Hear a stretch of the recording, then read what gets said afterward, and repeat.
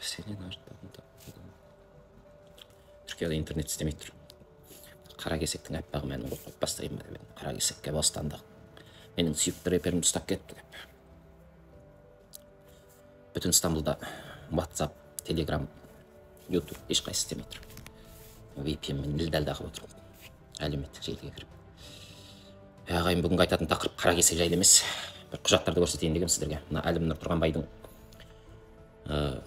отбасы Әлімнұрды тауып берді. Мына Қазақстанның билігіне жазған шағымына Қазақстан билігі мынандай 2-3 қылдырып, бір-біріне қарама-қайшы қылдырып жауап беріпті. Соны міне алдыларыңызға ұсынып отырмын, көріңіздер.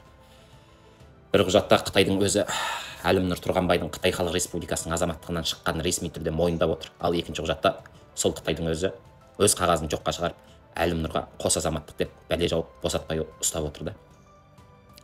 Енді мұндай масқараға кім кінәлі? Әрине, артынан үн шықпайтынына біздің бейшара билігіміз кінәлі. Өйткені Қазақстан билігі Қытайдың айтқанын ғана бұлжытпай аударып халыққа жеткізіп отыр. Халыққа болғанда жаңағы берген жауабын сол қытайшадан тікелей аудара салып отқан көрініп тұр да. Бұл бейшаралардың өз уәжі жоқ, өз айтары жоқ, өз азаматымызды қорғауға дәрменсіз. Бұндай билік кімге керек? Бұл не деген қорлық ағайын? Бұл тәуелсіз елдің емес, вассалды ел екеніміздің белгісі ғой. Бұл биліктің өз халқын емес, Қытайдың көңілін көбірек ойлайтын, дәлелдейтін факті былайшасын айтқан.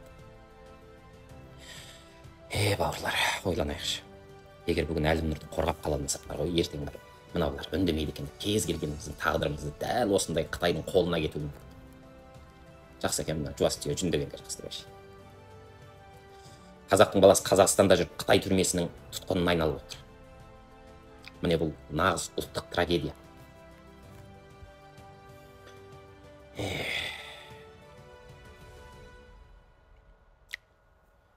Және айтыңыздаршы, Қытай өз қолымен бірге құжатын өз мойындамай отырса, онда Қазақстан неге халықаралық деңгейде осы мәселені көтеріп шықпайды? Күлкі қылып отыр ғой, бүйтіп ойнап бізді. Неге халықаралық сотқа жүгінбейді бұлар? Ана Біріккен ұлттар ұйымы, онан кейін ана халықаралық адам құқығын қорғау ұйымдарына, соларға жүгініп, сол ұйымдарға неге шықпайды? Ата жұрт қана шаба беру керек бәріне. Неге Әлімнұрды қорғауға халықтың алдына шығып, ашық айтпайды бұлар? Өстіп жатыр, сөйтіп жатыр. Бұл сұрақтың бәрін өзім жауап бере кетейін. Жауап беремін. Бейшараларда саяси ерік жоқ. Олар халықтың емес, билік халықтың емес, Қытайдың айтқанын орындайды. Ағайын, бәрін өзіміз қолымызға алып, биліктен талап етпесек, өстіп үнсіз қала берсек, ертең бұл жүйе әрқайсымыз сатып жібереді. Әлімнұрдың ісі жалғыз бір адамның басындағы мәселе емес. Бүйтіп отыра бермеу керек. Мен жемеген қарын боғымен піссін. Тұтас қазақ халқының тағдырына қатысты үлкен сын бұл. Бүгін үн қатпасақ, ертең кеш болады ағайын. Оянайық. Ертең бар ғой, мен былай ойлаймын да. Тағы да айналып келіп исламға келеміз. Дінде бар ғой, сұрақ күні дейтін бар ғой. Ертең мен бүйтіп ойлаймын да, қазақ осы Алланың алдында жалпы қауым болып, зық болып бізден былай сұрауы мүмкін да.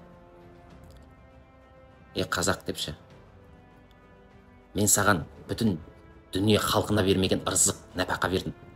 Сен соны ат төбеліндей ғана, сендер соны бір ат төбеліндей ғана 100 семьяның қалтасына салып беріп отырдыңдар. Сендер өз хақыларыңды, өз құқықтарыңды талап ете алмадыңдар деп сұралатын сияқтымыз да.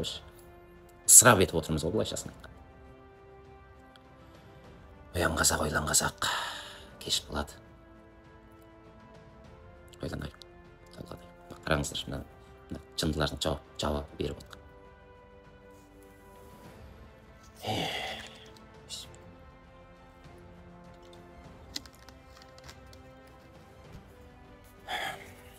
Тағы не айтамыз?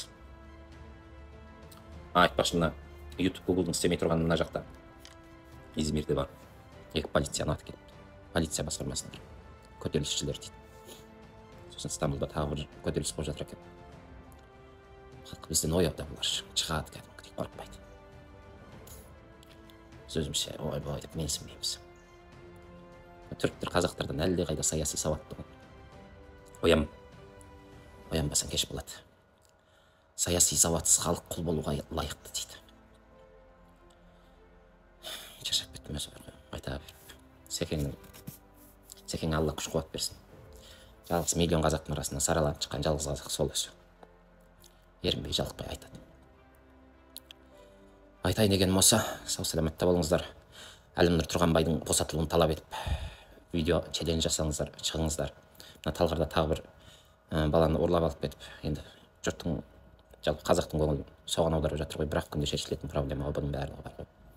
Тентегін жөнге келтіретін нәрсе оңай ғой негізінде. Жүйені төңкерсек. Оянайық, толғанайық бауырлар. Диета ұстап жүргеннің салмағым артып кетіп, содан даусым әрең-әрең шығып жатыр. Мына кола зеро кола. Шекерсіз. Жақсы сау саламатта болыңыздар. Сіздермен болған Марғұлан Нұрданғазыұлы.